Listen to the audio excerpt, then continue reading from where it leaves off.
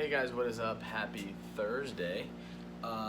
Even though today is Thursday, I'm recording this on Wednesday, and I just had the pleasure of getting off of Google Meeting with 8 of you. It was so good to see you guys.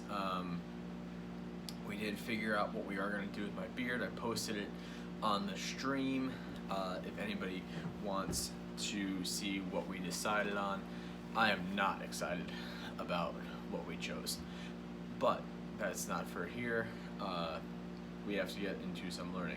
But just before I do start, another Google Meeting Friday at 1:30 p.m. Okay, we're going to be doing questions, just like we do at school, so have your questions ready. Today's lesson is a continuation of yesterday's lesson, lesson 12, except today we're doing the writing part of it. Okay, so we have the content framing question, which we still need to keep in mind, which is, what is a deeper exploration of opinion, reveal, and colonial voices?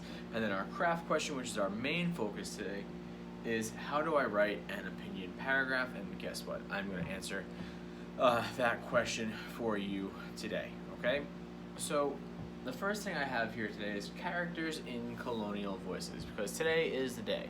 Today is the day that you guys are going to pick the character that you are going to use to write your letters to the Sons of Liberty. Remember, you are becoming that person. You are putting yourself back in 1773, and you are either going to be the printer, the baker, the schoolmistress, the shoemaker, the milliner, the basket trader, the tavern keeper, the midwife, the barber, the blacksmith, the clockmaker, or the silversmith. So those are the jobs that we are looking at throughout Colonial Voices. And once you've picked your character, you're going to start to put yourself in their shoes, in their head. It would help if you reread the page that that person is on. I will make sure I put up pictures of the rest of the ones I did not put up originally. But I think it was 2 or 3 lessons ago where I did post a lot of the pictures that you guys had to read on your own.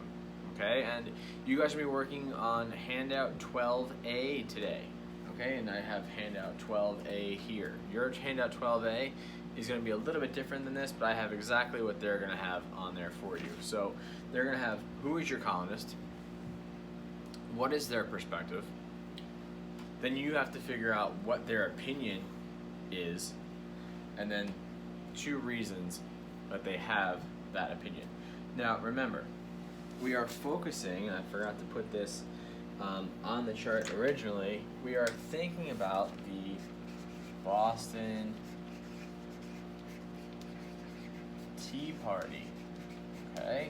What is each one of these person's opinion on the Boston Tea Party? And their opinion is going to vary based on what their perspective is. Okay? So I'm going to just get right into the one that I'm modeling for you guys, because this is really the meat of this lesson, okay? So if you guys remember from yesterday, I am using Ethan, or 2 days ago, I'm using Ethan. So my colonist is Ethan, which means that to you guys, Ethan is off limits, okay? And Ethan's perspective, he's either going to be a patriot, a loyalist, or an in-between. And on the sheet they ask you the 3 specifically, but for me, I just put perspective. And if you guys weren't aware, Ethan happens to be a patriot. And it's pretty clear when you read Ethan's page that he is a patriot, and then they go back to him at the end of the story to kind of bookend it, and you can really see in that second part with Ethan that he is a patriot. Now, his opinion is going to be this. The opinion part is really simple. The opinion part is, were they in favor of the Boston Tea Party, or were they not in favor of the Boston Tea Party? And in this case, his opinion was that he was in favor, or wanted, I should say, wanted the Boston Tea Party. And just a quick reminder that the Boston Tea Party wasn't just a bunch of people sitting around drinking tea off of fancy plates with fancy cups with their pinkies out like this. It was the colonists who were on the Patriot, had a Patriot perspective, that stormed the ships that were in British the British ships that were in Boston Harbor, and there were 3 of them. And what they did was they took out all boxes of tea and they opened them up and they dumped all the tea into the harbor, so that way it couldn't be sold to the colonists, because King George had put a tax on the tea. So these are all the things you need to remember as you build your perspective and you build your opinion from this character's point of view, okay? And so now my 2 reasons for Ethan is that he's in favor of the Boston Tea Party because he needs businesses to stay open is the first reason. That's what I'm actually writing about today. And the second reason is the Sons of Liberty, who he eventually delivers the letter to and gets all the information to so they can make the decision about the Boston Tea Party, okay? And in order to create your paragraphs, you're going to take all the information you put on that chart, and then you are going to make a paragraph, and you are going to use OREEO, OREO. Now, a lot of you have been saying, I don't know what OREO is, or I don't know how to use OREO. Well, that just means you haven't been watching the lessons. But here it is. I am going to review OREO with you, because every time I've asked you guys to use OREO, people are giving me 1-sentence responses, and that is not using OREO. And it's just, you guys know that if I say it's a short response, to use at least racks to answer the question. So you should not be ever giving me a 1-sentence response. But for opinion, we use OREO, okay? You give your opinion, you give a reason, you give evidence, you elaborate on the evidence, and you give an opinion.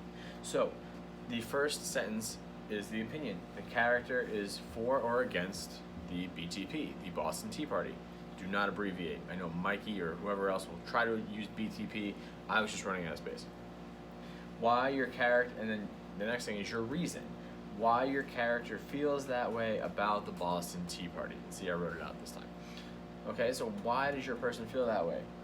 Now, my opinion for Ethan was that he is in favor, and I was able to give 2 reasons. Then, once I'm talking about one of these reasons, I need to give evidence from the text, which is why I'm going to give you guys the pictures of each of the pages. Something from the text that supports the reason, okay? And then you're going to elaborate. You're going to tell why the evidence supports that reason. And so, like for today, I have a very specific reason why Ethan needs the businesses open. And then last but not least is opinion again, and you're just going to give your opinion. You're going to restate your introduction, because your introduction sentence here is your opinion. It's just like any other writing that we've done. Your first and last sentence are very similar, okay? Now, how am I going to turn this information about Ethan into a paragraph? Well, luckily for you, I have already done that. So I'm going to take this down. Oh, it's clicked in. And there is my paragraph. And what I'll do is I will try to keep the poll working. The poll didn't work for me, but I'll work you guys through it as we go. Okay? So what I did was I wrote OREEO at the top of my paper, just like you would write racks, or you would write race, or you would write cubes, any of the abbreviations you use. I put them up here so that we can cross them off as we go through my paragraph, okay? So, first sentence is going to be an opinion. Taxation by the king has to stop. That's an opinion. Ethan thinks it should stop. Somebody else might think they don't need to stop the taxes. So my first O is done. The taxation by the king has to stop. Done. Now, I need a reason. All the taxes are hurting the people I work for. That's a good reason why not to have taxes. So my reason is all the taxes are hurting the people I work for. Next, now I need evidence from the text, and then I need to elaborate on that evidence, okay? So as a messenger boy, it's important that you do work your title into, or your job into your letter. So the text says that Ethan's a messenger boy, and it also says that he works for the printer and many other people in Boston, okay? So there is my evidence.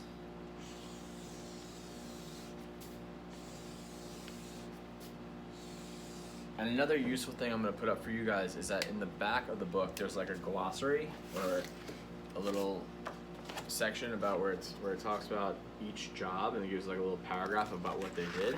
So that'll help you guys also when you're writing your paragraphs, and you can take evidence from there as well. So now, I said he works for many of the people for the printer and many of the people in Boston. That's from the text. It says on his page that he works for the printer. Then, when I read that back section, I saw that they are the ones who give me shelter, food, and sometimes money. Like he lives above the printer shop. So he needs all of these businesses, which is my first reason on my chart, to stay open so they're making money so they can help him out. So this explains they are the ones who give me shelter, food, and sometimes money. And then I go a little bit further. I say, and then this is the emotion part I talked about the other day. When you're writing an opinion, you want to have some emotion. You want to have some feelings. Show the person that you're writing this to, or writing this for, or about, that you really care about this. I wrote this. If they lose their business, I am in trouble. If they lose their business, I am in trouble. That shows how it's personally affecting Ethan. And the last thing I have to do is to, oh no, my purple marker, here we go, is to restate taxes must stop. Exclamation point, again, a little bit of feeling in there. And I did include that, I did include that, I did include that, okay?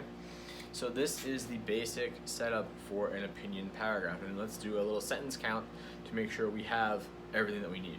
So I have an opinion to start. Good, that's 1. Reason, 2. Evidence, 3. Elaborate, 4. I added another piece to make it more personal for my elaboration, so that's 5. Then my last opinion is 6. So as always, we are winding up with a 5 or 6 sentence paragraph, okay? So what you guys are doing today is you are picking the character from Colonial Voices that you want to be. You are going to become that person. So that when you write your letter to the Sons of Liberty, you're going to be able to tell them why you want the Boston Tea Party or why you don't want the Boston Tea Party. Okay? And in this case, Ethan is clearly in favor of the Boston Tea Party, and one of the reasons that he needs the businesses to stay open so that he can survive. Okay?